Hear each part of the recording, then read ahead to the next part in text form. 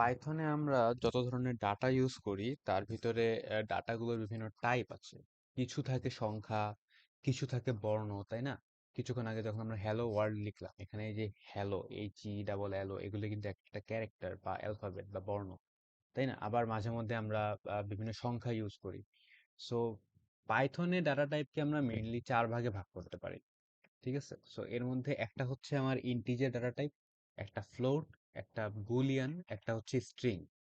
So integer যেটা, সেটা হচ্ছে আমার একটা পূর্ণ সংখ্যা। যেমন 5, এটা একটা পূর্ণ সংখ্যা। 5, 6, 7, 8, 9, 10, 1000, 5000, এগুলো হচ্ছে আমার পূর্ণ সংখ্যা। তো পূর্ণ সংখ্যার ভিতরে কিন্তু মাইনাসের সংখ্যাগুলো আছে, যে -2, -10, এগুলো কিন্তু ইন্টিজার। এর মধ্যে যেগুলোর ভিতরে দশমিক আছে, যেমন 5.7, 5.9, 10.2, এগুলো যেগুলো দশমিক বিশিষ্ট বা ভগ্নাংশ যেগুলো আছে, সেগুলোকে আবার ইন্টিজার বলা যায় না, কারণ সেগুলো তো পূর্ণ সংখ্যা না, তাই না? সেগুলোকে আমরা বলি ফ্লোট ডাটা টাইপ।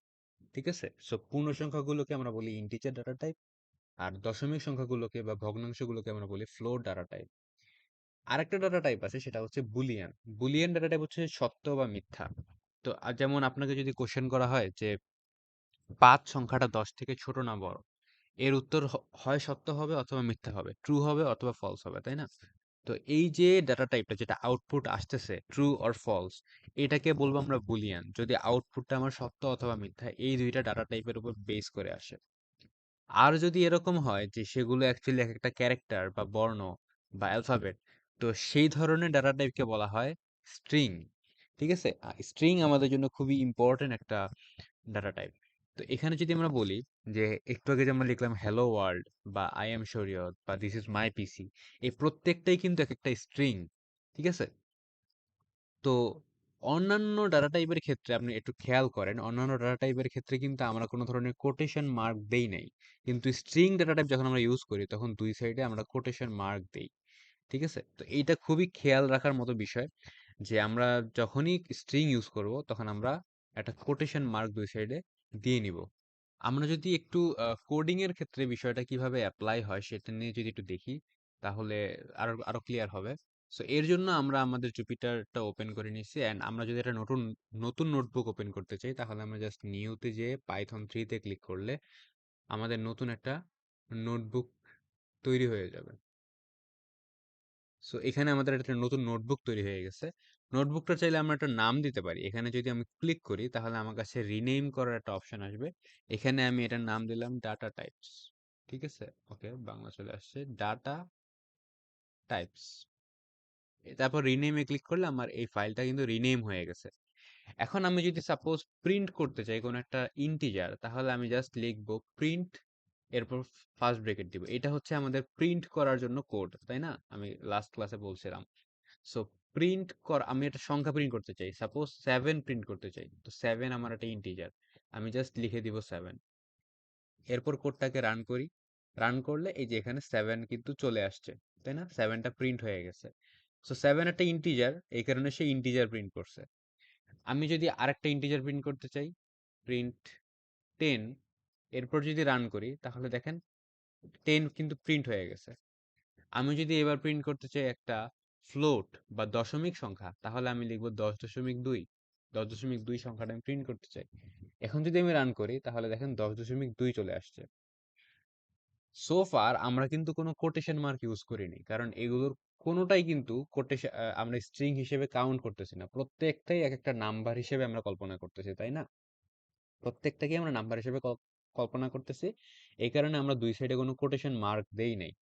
আমরা যদি কোনো স্ট্রিং প্রিন্ট করতে চাই, তাহলে আমাদেরকে তখনই মাত্র কোটেশন মার্ক দিতে হবে। যেমন আমি যদি এখানে প্রিন্ট করতে চাই আমার নাম হ্যালো, ঠিক আছে? হ্যালো যদি প্রিন্ট করতে চাই, আহ, বা আমি যদি আমার নাম প্রিন্ট করতে চাই শরীয়ত, যদি প্রিন্ট করতে চাই, তাহলে আমাকে দুই সাইডে কোটেশন মার্ক দিতে হবে। আমি যদি না দিয়ে যদি রান করি, তাহলে দেখেন এখানে আমার একটা এরর দেখাবে, বলছে নেম এরর, নেম শরীয়ত ইজ নট ডিফাইন্ড। শরীয়ত কি সে জানে না। এই কারণে আমাদের তখন এইখানে একটা কোটেশন মার্ক দিতে হবে, আর এটার এই পাশে আরেকটা কোটেশন মার্ক দিতে হবে। ঠিক আছে? এবার যদি আমি রান করি, তাহলে দেখেন এখানে সে শরীয়ত প্রিন্ট করছে। ঠিক আছে? এখানে সে শরীয়ত প্রিন্ট করছে। খুবই খেয়াল করাটা মতো একটা একটা বিষয় যে এখানে সে কিন্তু স্পেস গুলো সহ প্রিন্ট করছে। স্পেস গুলো তার কাছে আলাদা একটা ক্যারেক্টার বা আলাদা একটা বর্ণ। সো পাইথনে আপনি যদি কোনো জায়গায় স্পেস দেন, কোনো একটা স্ট্রিং এর ভিতরে যদি স্পেস দেন, তাহলে সেই স্পেসকে কিন্তু সে কিন্তু একটা আলাদা ক্যারেক্টার হিসেবে কাউন্ট করে এবং সে স্পেস সহই প্রিন্ট করবে।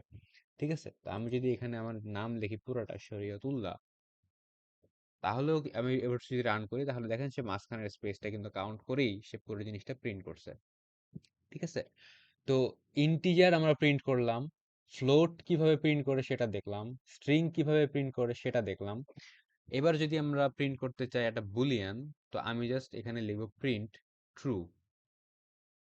ঠিক আছে? তো টি হচ্ছে বড় হাতের, ট্রু। এবার যদি আমি রান করি তাহলে এই যে এখানে ট্রু প্রিন্ট হয়ে গেছে। ঠিক আছে? এটা কিন্তু আমার কোনো স্ট্রিং না, এই কারণে আমরা দুই সাইডে কোনো কোটেশন মার্ক দেই নাই। আমি যদি দুই সাইডে কোটেশন মার্ক দিতাম তাহলে এই ট্রু জিনিসটা বুলিয়ান থাকতো না, তখন সেটা স্ট্রিং হয়ে যেত। ওকে? আমি যদি এখানে ফলস দিতাম তাহলে ফলস প্রিন্ট হতো। ঠিক আছে? বুলিয়ানের ধারণাটা আরো ক্লিয়ার হবে সামনে যখন আমরা বিভিন্ন প্রজেক্ট নিয়ে কাজ করব তখন। আপাতত আমরা যেটা নিয়ে কাজ করতেছি সেটা হচ্ছে নাম্বারস অ্যান্ড স্ট্রিংস।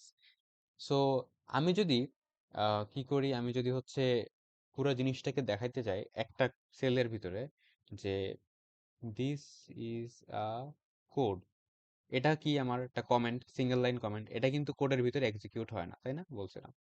এবার যদি আমি প্রিন্ট করতে চাই হ্যালো দিস ইজ শরীয়ত, ঠিক আছে? এটা কি আমার একটা স্ট্রিং, স্ট্রিংটা প্রিন্ট হবে। এবার যদি আমি এখানে দিই প্রিন্ট 7, তাহলে 7 প্রিন্ট হবে নিচে, তাই না? 7 এর দুই পাশে কিন্তু কোটেশন মার্ক দিয়ে নেই কারণ এটা একটা সংখ্যা। ঠিক আছে? এবার যদি আমি রান করি তাহলে দেখেন এই যে এটা কিন্তু আমার কোডের আউটপুটে আসে নাই।